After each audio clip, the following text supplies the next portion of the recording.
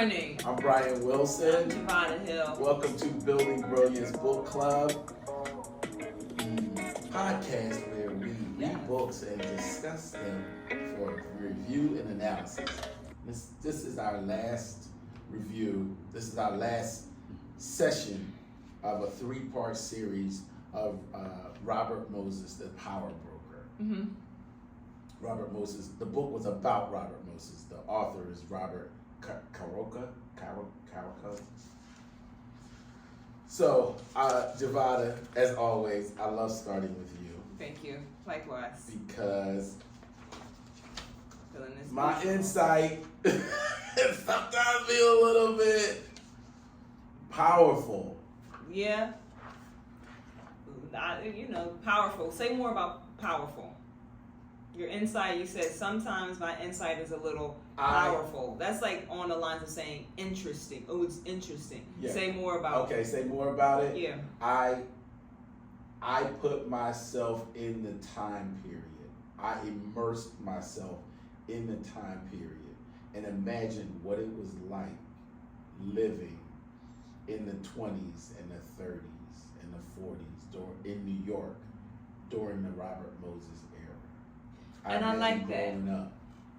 But I like that. So sometimes in the past two discussions, I would hear you say something around like how he didn't turn the heat on in the pool sections for black people. But so I'm curious. Here's the question. I'm curious if you put yourself in a time period. Did you put yourself in the framework of Robert Moses and the black people and Tammany Hall? Like, did you put yourself inside of each paradigm, each illusion of being, not just the plight of like the black community because you resonate in that culture?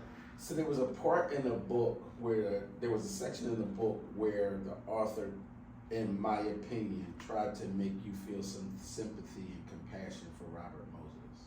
And it was after he was fired by, I think it was FDR, that, accepted his final resignation. And the book tried to kind of make you feel some sympathy and compassion for him because now he's ousted now. But now he's trying to make a comeback by doing these, having this big parade. That's not a parade, but it's like a festival. And he's telling the troubles that he's having going through getting things done because now he's no longer in the position that he was in as being the power broker. I was trying to feel for him, and it wasn't working. I was trying to step into him and understanding the struggles, and I felt the struggles because his struggles at that point in his life could have only been a tenth of the struggles that the people on the other side of the table felt dealing with him. You know what I mean? I think he was getting a glimpse of his own arrogance. He was seeing the effects of his bulliness, his tenaciousness. I look at New York totally different now. I don't look at it as this is so big and beautiful, but I see it as the dreary, depressing, bullied efforts of tyranny run wild. And as you're saying that, I see it from a perspective like, anybody, if you can make it in New York, you can make it anywhere. I said this to myself a number of times. Out of this book, there's at least 5 other books alone. Because you're right. If you could survive that, levels of hardship, hatred, indignation, and oppression. if you could survive any of that, and then still and prosper. still rise. I said it And before. still I rise. And still rise. I said it before. The rose that grew out of the cement. Yeah. That's really what you would have been. You had to really fight to survive, to live through that. So then, always coming back to your question is, does the end outweigh the means? There was always going to be a Robert Moses, whether it was him or somebody in a different name. Somebody was going to create it, no matter how they got it done. His actions are beneficial to the development. He benefited commerce and trade by connecting the islands of New York. Yeah. He actually, and I don't think this was his intent or purpose at all, but he winded up bringing people together under one common bond of oppression. The poor people. Poor people don't have a color. They just poor people. Right. So poor people. But rich people don't have a color also. Right. Rich people don't have a color also, but it's almost inadvertently that they're white. But the poor people were able to bond together because they felt the effects of his hard-handedness. When they were fighting over Battersby Park, they collectively got together to fight him because he wanted to tear it down. And they collectively got together and said, "No, you can't tear this down. Right. We won't let you." He destroyed it, and their fight over it was so vicious that Battersby Park now is unusable. It's just a building there. I really want to go there and see it, but it's just a building now. It's not even it's a field trip. It's not even a usable building now. It's at the very tip of New York, in the park, at the very tip of New York. But it's unusable. So, I mean, did he win? Win, lose is subjective. And the fact that nobody won, right. You're right, nobody won. This was the results of what you got. And I think somewhere in here, Robert Moses found his compassion. And I can't completely clearly say that, but I feel like some point he found some compassion when he started trying to work on building homes for the poor. You know, I mean, the tenement home process, what we call the projects, you know, really was a project. But I think he was trying at some point to reimagine what that was supposed to look like. Well, whether that softened his racistness and made him less racist, I don't know. The book didn't give us any kind of insight into that. But I think he had to have softened somewhat. He had to have realized there were some things that were innately wrong in his thinking. What can you take, what are two things that you can take for your own business that Robert Moses employed in New York? Two things. Yeah, two. His vision was magnanimous. It was unbelievable to be able to vision something to be able to vision New York the way that he saw it. Magnanimous means highly spirited. Yes, it really was. Yeah. And so I love that because I tried to adopt some of that. Give yourself credit. You can't try to do anything. You either do it or you don't. You either do it or you don't. Well, You have a vision. It was weird for me because his vision in the early beginnings was so draped in hatred and racism. Because he was coming from the lower, pure map of consciousness. He really was coming from some lower base level of, I hate this and I hate people. And I really just think he just had a disdain for people in general. You know, his separateness and his separation from people was started at an early age. And then I can only imagine what life was like for him when he got to Yale. So first is what you're taking is his vision. What was the second part that you're taking? His cunningness. He was really astute at understanding the thumbnails that turn people. And he used it to his advantage. He was very good at that. He could find information on you or your family or your father, and some of the conversations that the book said that he had with people, they refused to repeat. The guy that killed himself after he talked to Robert Moses, the other guy that drank himself to death. I mean, and they were going, you were struggling as a regular person just to live and support your family.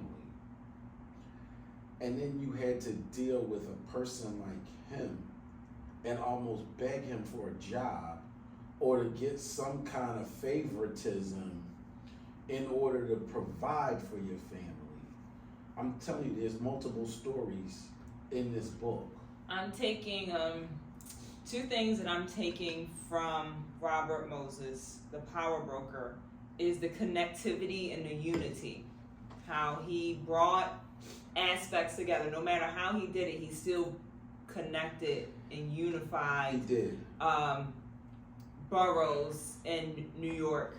And his parks are still to this day, some of them still have his name. Yeah. Which is still kind of weird to me. But time will pass, because they knocked down Christopher Columbus and the Indigenous Peoples Day. That took 2000? Yeah, that took a minute. Yeah, that took a minute. And I'm taking something like you said cunning. I'm gonna go with like authority. Like he knew the word, he knew how to write bills, and I liked how he operated behind someone. He wasn't the front person, but he was like the puppet master. Yes. And I like not being, I'm near, but I ain't Al Smith. He couldn't be. He couldn't have been. Remember, he ran for governor, and the people were like, yeah, no. And it's so weird because to the masses, he was a great guy. He provided these great parks, except for certain people who really understood some of the detriment that he was going to, some of the levels that he was going to. But for the most part, they were like, wow, you gave us these great parks and beaches, and you gave us expressways, which didn't do anything but create more traffic and traffic jams. But you connected islands and boroughs. And then to the people that knew him, that worked with him, they feared him. I really think they feared him. There was no, oh, he's a jolly good fellow, great man. Even like when they said that, they had an event honoring him, and they were playing for He's a Jolly Good Fellow, and like half the people were singing and half the people weren't singing. There was this weird dichotomy. Extreme dichotomy, because he just, if you knew him, if you were close to him, if you had any kind of connection with him, it wasn't a positive experience unless you were an engineer, a builder, an architect. Somebody that he was giving jobs to. Somebody he was giving jobs to, and the way he wielded the governmental money and used it to his own means, that's how he amassed so much power, because he paid people. He was able to collect money from all different government entities and sources, and then direct it. Here, I'm giving you this money to do this. And then he set up his friends. Yeah, he got that check and was like, I'm gonna get this to you, I'm gonna get this to you. Then the state was like, where'd that money go? You know, right. Where'd that money go? It went to this. This is what it's going to, and you can't stop it. But he also found the money, like $250,000. Like he was saying, I'm gonna give you this without even having it. Without even having it? Yeah.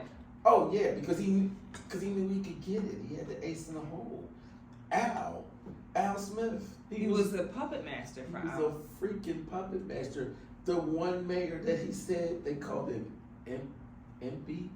Okay. The Italian mayor for New York, Yeah. Ippoliti, and they called him Impy. I looked him up. Yeah. You know how you look up people on Wikipedia and they have all this great stuff about them, of everything they did? Mm-hmm. They got one line on this guy, mayor of New York. That's it. Because he literally was manipulated by Robert Moses. I think Robert Moses was the mayor for that time period. I like that. You ain't gotta be the front man to be the front man. You don't. All you gotta do is just know how to push the right buttons. Yep. And then you're in charge. Yeah. I'm glad we read this book, but I would never read it again. Yeah, no. I mean, like, not just because the density. Not just because of the density of it. You got what you got. You didn't get what you didn't get. Okay, that's a great way of putting it. Because after every chapter, I just left morbidly depressed. And I'm just in awe of the things that he was able to get done.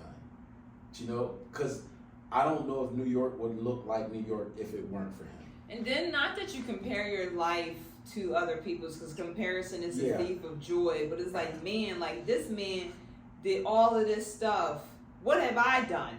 You know, I ain't built no parks. I didn't build no parks. Right, I ain't built no parks yet. Give me a minute. Beyond that, he was able to actually break up the Tammany system, which I think was a detriment to New York, because the Tammanies were really only concerned about their people, the Irish. Yeah. And that mindset resonated throughout New York. Well, if the Italians, if the Irish are only going to be concerned about the Irish, then the Italians should only be concerned about the Italians. The Jews should only be concerned about the Jews, so forth and so on. That's why I say, like, that what I'm taking is the unification. Like, he broke Tammany up because it was a house of, like, a house of cards. You have to dismantle it and take it back down to the root, and then create some connectivity with inside of the cultural demographics. And I think it's so weird that they bonded on they bonded on such weird things. To me, they were weird. The poorness, the lack of schools, the lack of parks and recreations. I think that is what created. Did you see that movie Gangs in New York? No. You didn't see Gangs in New York? No. And then there's another movie that came out. Like, this movie came out in like the 70s, and it was another movie about gangs in New York. And I'm thinking of all of these gangs and gang related movies. I knew I should have watched it. That came out because these people had to bond together for protection of their own neighborhoods, for money, for economic purposes. I'm trying to remember the name of that other movie, The Warriors. Warriors come out and play. I think about movies like that because that was a 60s, 70s movie about gangs of New York and how they were created. I mean, I think his goal of separation by creating all of these parks created a subculture that they couldn't control. And in creating that subculture, they were like, oh my God, we've created this us versus them, and they're going to kill us. So now we've got a kumbaya, bring everybody together and provide something for everyone. So let's look at it from a masses perspective. What can we do to bring these people back together? Because we created this separatist state, and we created this separatist mindset because it's a top down, you know what I mean? If the top thinks everybody is separate, then the bottom's gonna show you how separate we really are, So they had no choice but to say, wait a minute, we have to create commonality. We have to create commonality bond. We have to show people that we're all in this together. We have to find some way to show people we're all in this together. A lot of that came from legislative laws like what's the fair housing. Fair housing 1964 did a lot to help show people that we were all together. We were all having the same struggles, no matter what race, creed, color, sexual orientation, nationality you are. We all have some basic common needs and some basic common goals and objectives. We are one. We are one Yes, at the root. at the root. You get inside of this mindset of like separatism. Not that it's like, you know, that could be a state. Totally could be a state. You can feel safe in separation. But I'm this is why I keep saying that there's multiple books out of this one book, because I would love to. I go back to my grandmother. She was born in 1920. I wish she was still here, because I would love to talk to her, even though her mind was gone. But I would have loved to talk to her to get some insight into what she was going through and experiencing, you know, from the 20s and the 30s and before. Like by the 40s, she was in her 20s, right?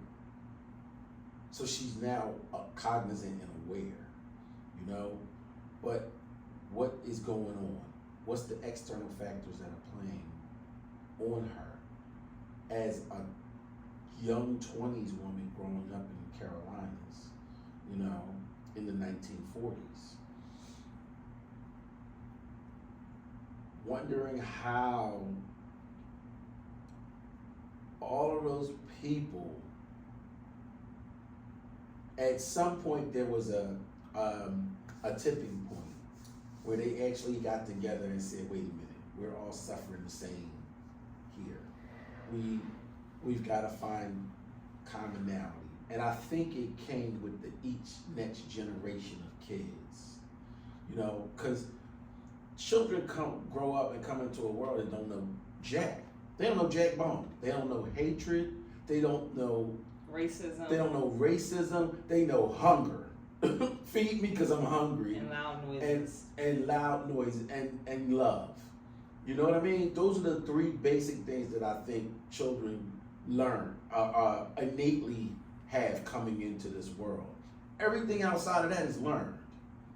Everything outside of that is learned. I love how one of the three basics is love, because at the root, I think that's where we're supposed to get back down to.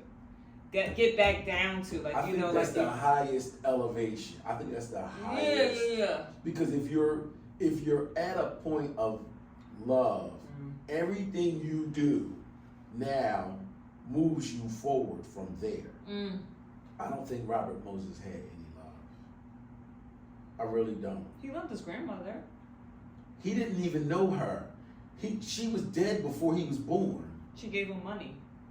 That was his mother. Okay. That gave him the money. That was giving him the money. That was his mother. He was afraid to ask the mother after they had the two kids. Yes. But she was like supporting him.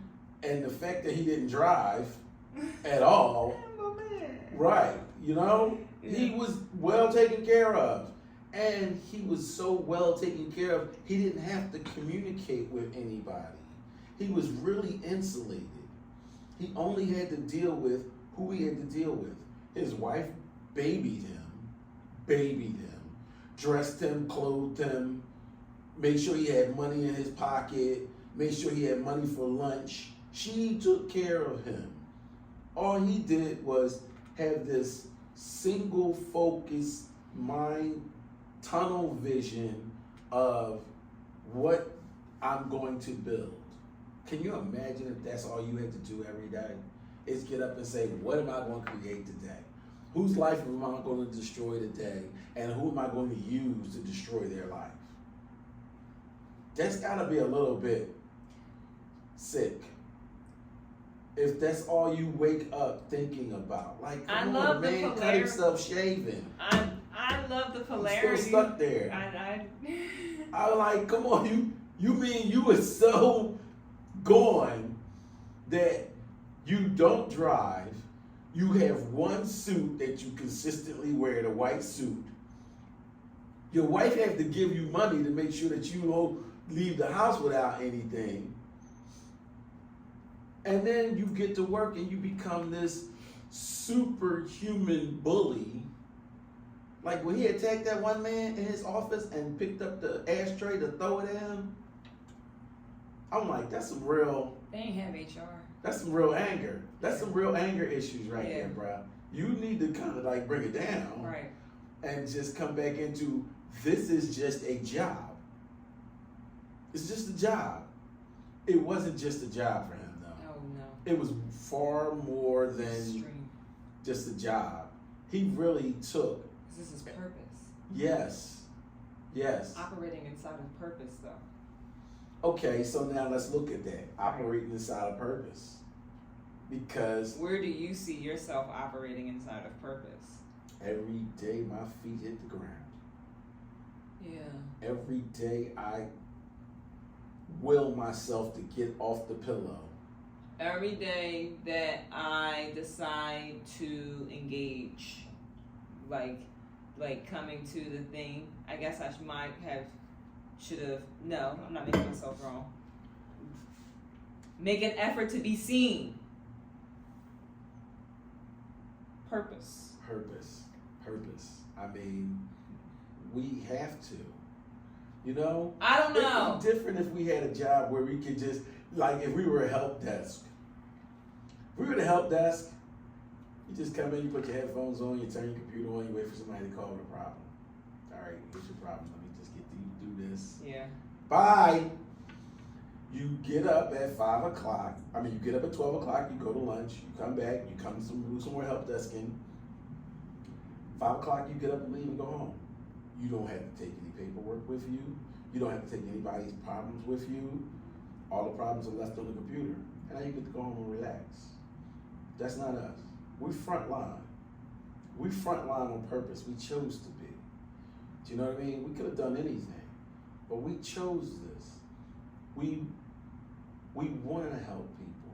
We want to be there for their ups and their downs and their Resurrections. wins. You know what I mean? Their wins and their beginnings, their new lives, you know, their new experiences. We want to walk them through that process. We want to hold their hand through that process. And at the end, we want to celebrate with them. And then we want to come back years later and go, remember when? And still continuously celebrate with them. I couldn't see myself doing anything else. You know? I couldn't see myself doing anything else.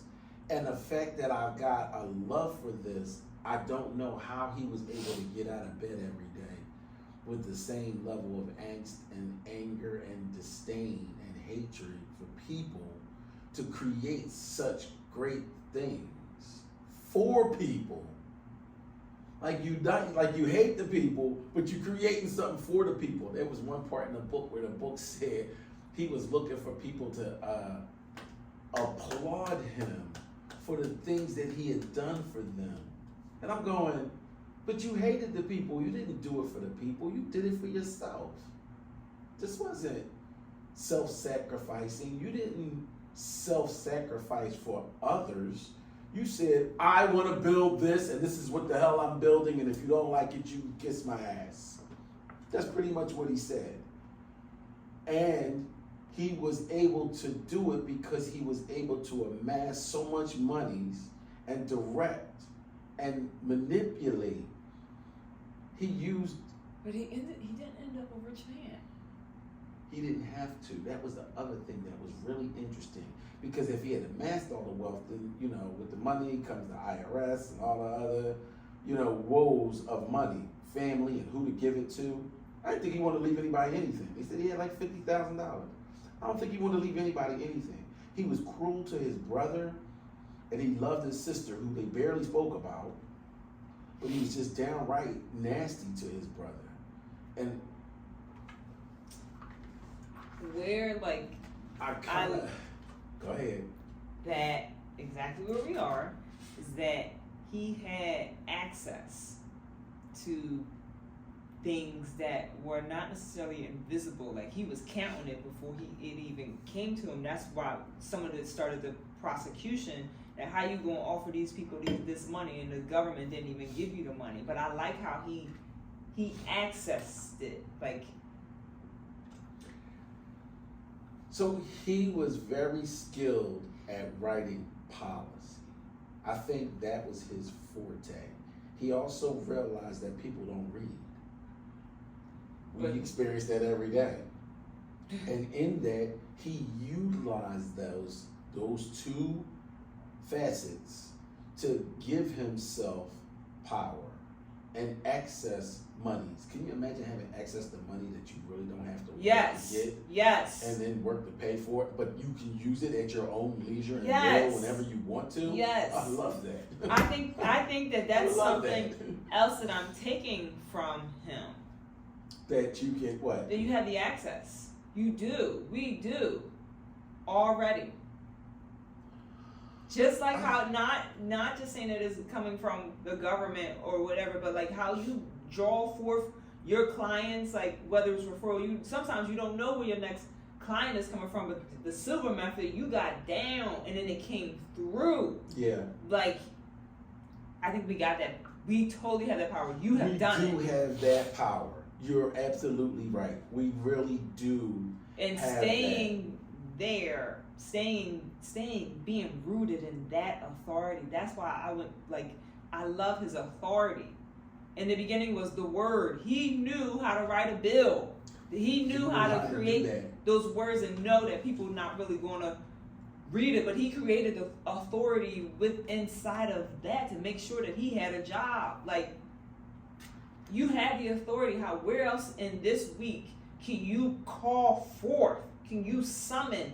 Okay. I'm summoning a $500,000. So pull the purity of the power out of the muck and mire of how he got the power. Yeah. Okay. That's all. And I'm charging you with that, and you accept it. I see that. You accept it. There was a picture that, as I was listening to the book, that came into mind. Did you see Wall Street 2? Money Never Sleeps? No. Sorry. I know No, I got it's a lot all to good. watch. It's all good. In the movie, there is a picture that is morbid. It's a picture of what looks like a man eating another man. Okay. Like ripping his head off. But in actuality, I have to show it to you because I actually had to go find the movie just to see it again. Right, because I'm looking for it. And Wall Street #2? Yes. And what I envisioned as I was listening to the last parts of this book was at some point the figure that was eating was the power, right? Mm-hmm. And the men that was being eaten were the people. And as I was reading the book, it all of a sudden changed that the power was eating Robert Moses. Like the Lord of the Rings. Yeah, it was consuming him. Like he had consumed power. And at some point power started to consume him because when he lost it, he now yearned and hungered for it. And it was in turn now destroying him. The yearning for it was destroying him from within. Because when he wasn't getting it, and things weren't culminating as quickly as they were when he was in power now he yearned for more power to make things happen. And it was just frustrating him. And now I looked at it as power eating and consuming him.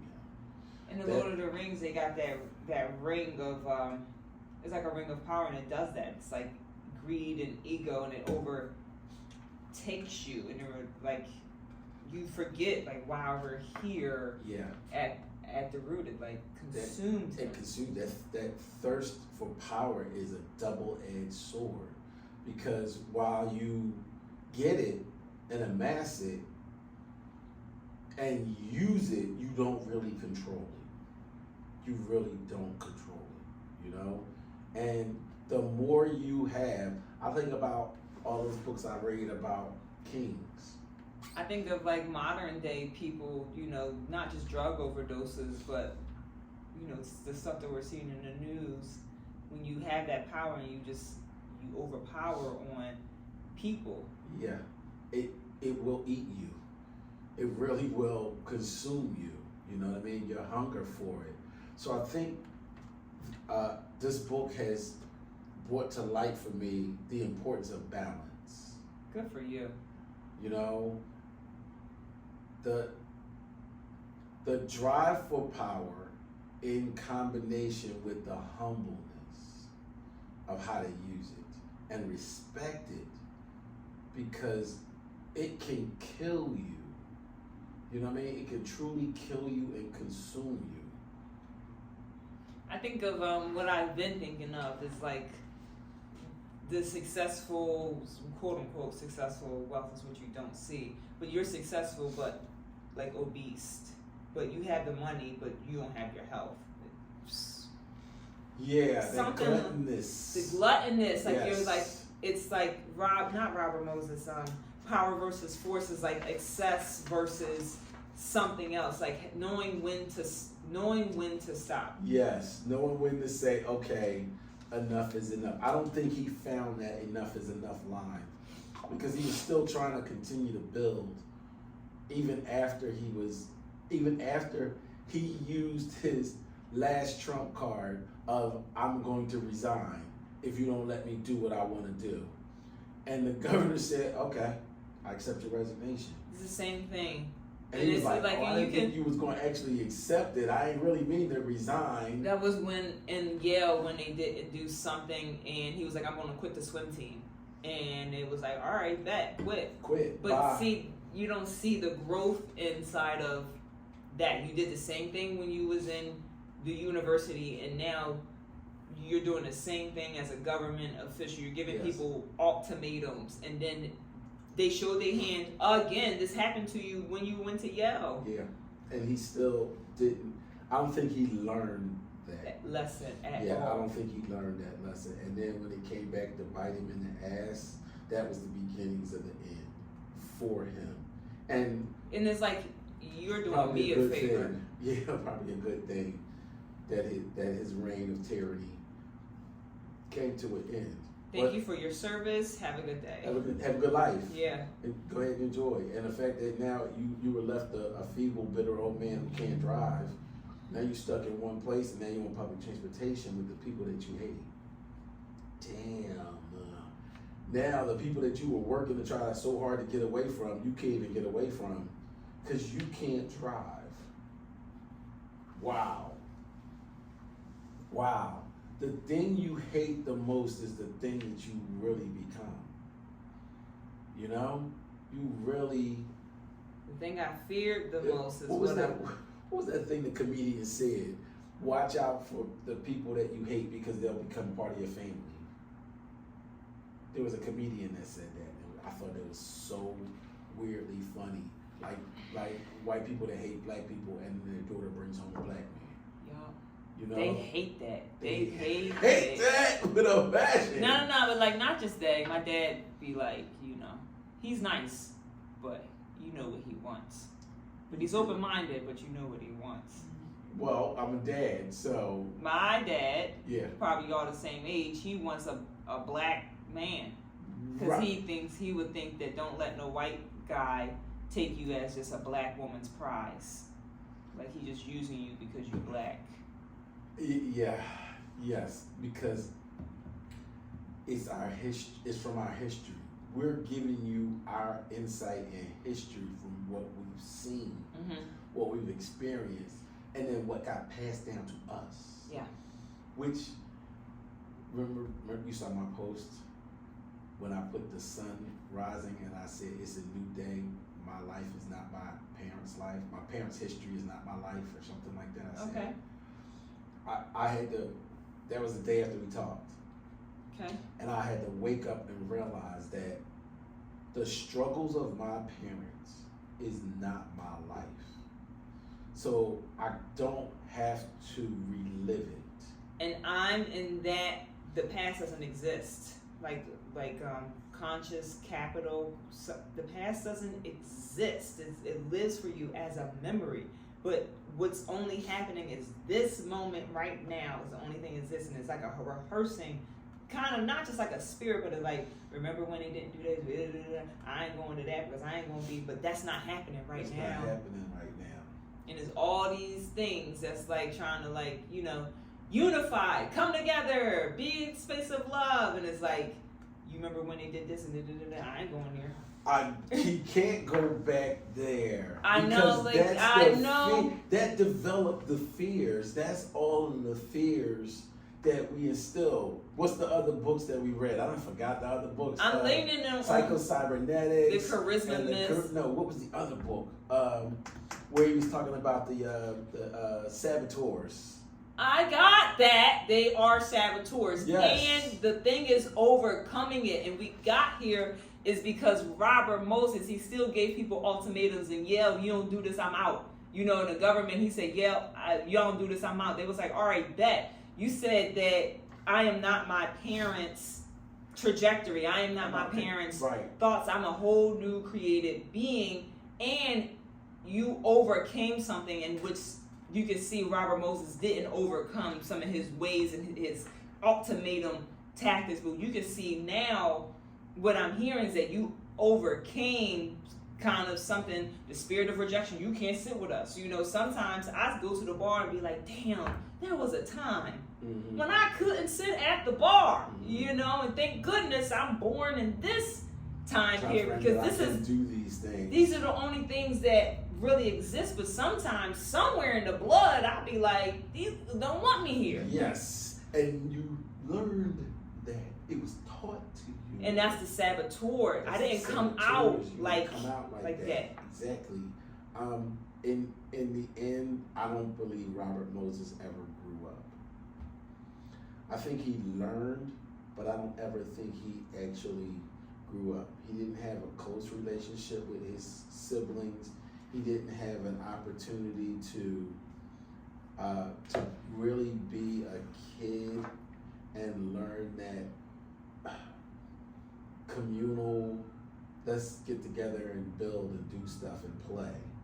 You know what I mean? Let's work together. I think he created this separatist lane for himself, this tunnel vision, and then he lived within that tunnel vision. And then if he did not get his way, he cried like a spoiled baby. I really don't think he ever really grew up. You know, I think he became an old child man. If I don't get my way, I'm gonna pound my fist and I'm gonna quit. Adults don't do that. Adults say, okay, I win some and I lose some. I'm gonna work to try to make this happen. And if it happens, it happens. And if it doesn't, then I'm going to go ahead and move on to something else. But I'm not going to get in my feelings about it. Business is business. Business is not emotion. Yes, it is. No, business is not emotion. Yes, business is business.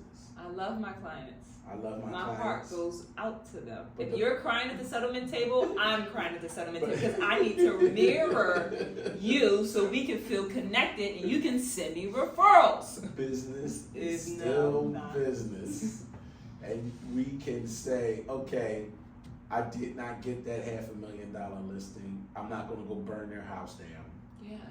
They gave it to another agent. I'm not going to sabotage their system. Sabotage it. Right. Exactly. I don't think he ever got there at all. You know, it was either my way or the highway. And if I don't get my way, by damn it, I'm going to burn your house down. Or I'm going to find another way to burn your house down.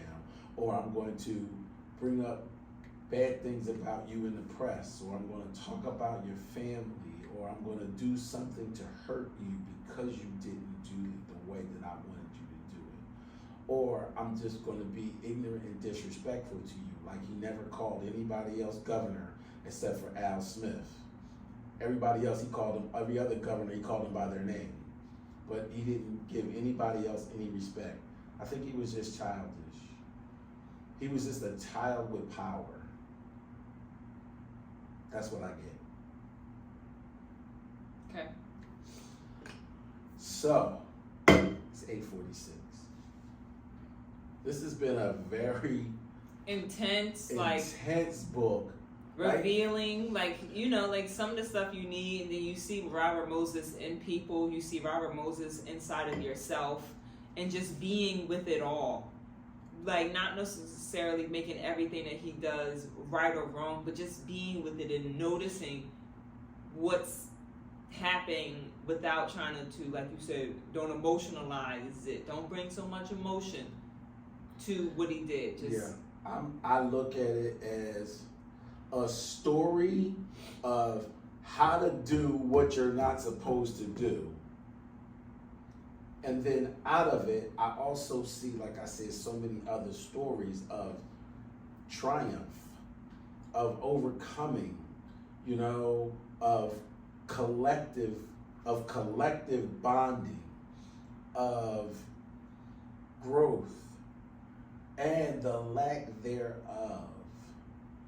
You know what I mean? Being able to try to look at both sides of this thing. He unified the city, but didn't unify the forces inside of himself. Yes, and I kind of think that's why I got blocked off of some of the social media sites, because I think I was going to expose those portions of it, because every social media site that I went to for the Power Broker, all they talked about, it's a great book. Oh, it's a great book. It's my nightstand book. Oh, this is my this book. This is my that book. Half the people haven't actually read it.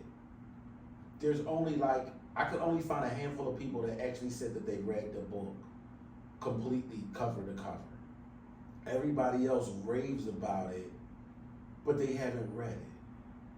So now when I started to comment on it and then bring some light to things that I found in the book that were completely disturbing, nobody wanted to hear it. So they shut me out of sites. They blocked me from commenting. And some of them just wouldn't let me join. That's what I came across. So, cool. I created my own comment. I created my own lane, my own conversation about it. I built my own conversation about the Power Broker. And I enjoy people to come in and add to the conversation, because I keep it open and I keep it real funky. So you are all invited to put in your 2 cents for those that actually read the book, because not everybody read the book. Now, we listened to the book on audio, so it's the same as flipping through 2,000 pages, 50 chapters. But listening to it and being immersed in it for the last, month? Yeah. Month and a half? Yeah. Yeah, we were a month and a half into this book. It's farther than I think most people have gotten who talk about this book. I do agree. We've read books that others just hadn't read, like The Color of Law. We read The Color of Law. Nobody on that book club read the book except for us. Nobody read the book except for me, you, and Demetrius. And that was it. Okay. So I only say that to say we now have knowledge to be able to speak on the book. Now, like, that brings me back to something you said earlier about knowing. Like, I hear knowing makes no difference. Like, you said something earlier about knowing. Like, you don't remember. It was like, not that I, like, Socrates. Yeah. You gotta go back and listen to it. You have to go back and listen to it. I hope, I get that clip. But you said something about, like, something like, I think of Socrates, I know that I know nothing. Like, there's so much that you can read and still don't know anything. But it's a knowing that we got from his perspective in his life and his triumphs, like you said, and his failures, where he didn't overcome his. You used the word childish. That really softly triggers me, but like, man, like, not immature, not like insecure, childish. Because what age is he? Preteen? You know, like, is he a 5-year-old? You took a photo. No, I had to, it stopped on me in the middle and I started back up again. Because, yes, I really did say childish. Yeah. Because no other person that I've ever read about has been able to fully accomplish everything that he's been able to accomplish without some kind of obstacle. The obstacle is the thing that strengthens you. He didn't have any obstacles or opposition, and when he did, he found a way to power through them through some heinous way. Yeah. You know what I mean? He did not hold his tongue at all. He said whatever he wanted to say. And sometimes we realize that when we have to have a difficult conversation, we have to stop and think. Before we start lashing out at people, this is the things that you guys always say about me that I just blurt out what I'm thinking. Oh, you late? But yes, and I give it to you. But you've Peace helped be me still. you've helped me to focus on What that. is it, condemning? So I listen. Yeah. I really internally listen and then go back and say, okay, there's another way to handle this situation. Robert Moses didn't have any of that. There was no mental health clinic. There was no bars for him. He said whatever he wanted to say, however he wanted to say it, to whomever he wanted to say it. If he liked you, he liked you. If he didn't like you, he didn't like you. That was it. There was no gray area with him. No grace and mercy. No, none whatsoever. You know, he did, and I mean, even when people collectively rose up against him, he still said, I don't give a damn what you think, I'm gonna still keep moving. The people with the boats, that had the boats on, they had this little boat slip on an island, and they would rent it. It was some kind of college or university or something that used it for their boats, and Robert Moses was like, I realize you're paying to have this boat, this section here, but we want it. And when the people went to court to fight him about it, Robert Moses sent bulldozers in and bulldozed the lane so much so that they couldn't even get to the boat slips. Come on. You can't tell me that wasn't just ignorant and disgusting. That's nasty. That was nasty.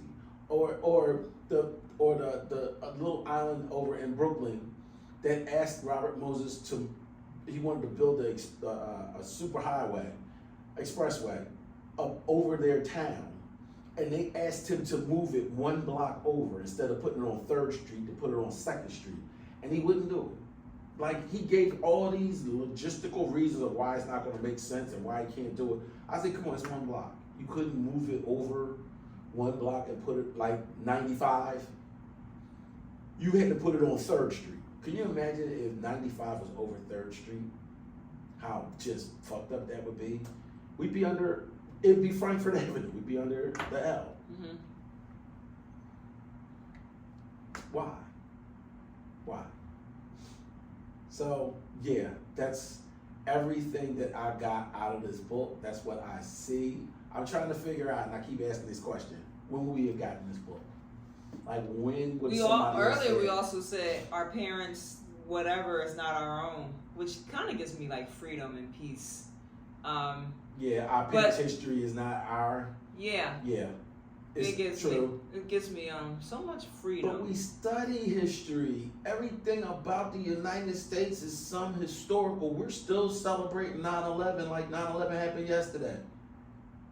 We celebrate and enshrine history here in this country. Every city you go to, they can tell you some historical event that happened there. Memphis, New York, Philly, DC, Tulsa. Every city you go to. I mean, it's weird. when we were in San Francisco, the biggest thing was the Golden Gate Bridge. What you saying? And Alcatraz. What you saying? That not that we shouldn't, but I'm not saying that we should not. I'm saying that we should magnify and ingratiate all of history, not just the pretty pieces. You can't just pick out the parts that you want to pick out and say, oh, Robert Moses built these great bridges. But what about all the people that were affected by it? No, you can't talk about them. We can only talk about these great bridges and the parkways. If you want to talk about history, you have to talk about all of it. You have to embrace all of it. The good, the bad, the ugly, and the indifferent. So when would we have gotten a book, the teacher arrives when the student is ready? Like, we would have got it now, when we were ready to receive it now. Because in schools, they got a certain curriculum. You wouldn't have gotten You this. would have been reading Agus Fish and I don't think we would have ever gotten this in school. I don't ever think any college or Hamlet. university would have been like, yeah, let's read because the you Congo really Road. got to take your time to self-educate. Like, you can go to university, do a master's, do a PhD. It's not like you're going to stop there. You're always going to, I think, not always is vague, but you're always going to be seeking something. And then when you're ready, it's going to appear. Like, Yes. when you're ready to be the power broker, when a student is ready, the teacher just appears. But look at, yes, you're absolutely right.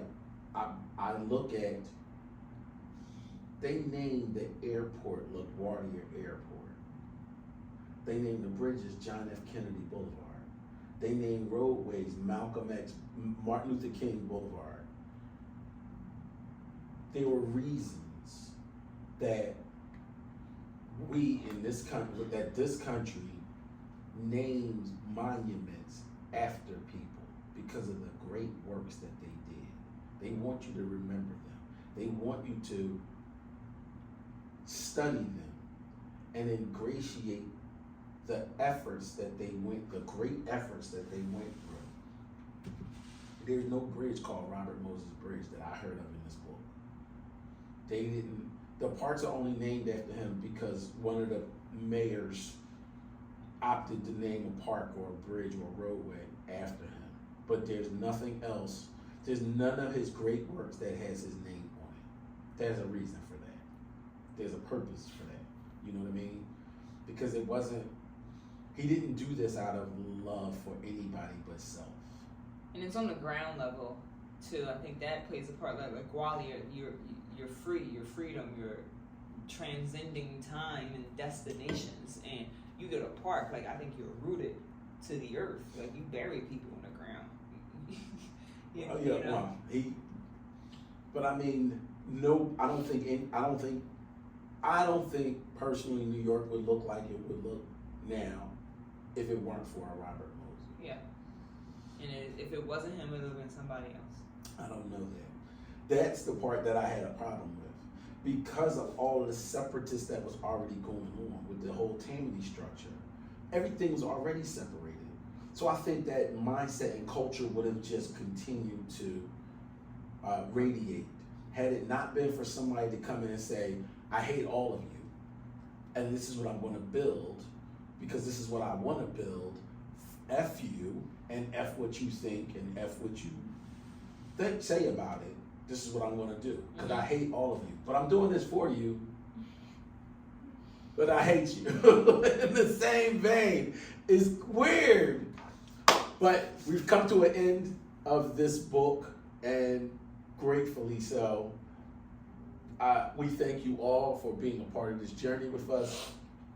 You can find us on YouTube under Building Brilliance Book Club. You can find previous books that we've read in the book club app under Building Brilliance Book Club. And you can also find us on Facebook under Building Brilliance Book Club. I'm your host, Brian Wilson. Yvonne Hill. Thank you for joining us for this episode of Building Brilliance Book Club. Make it a great day.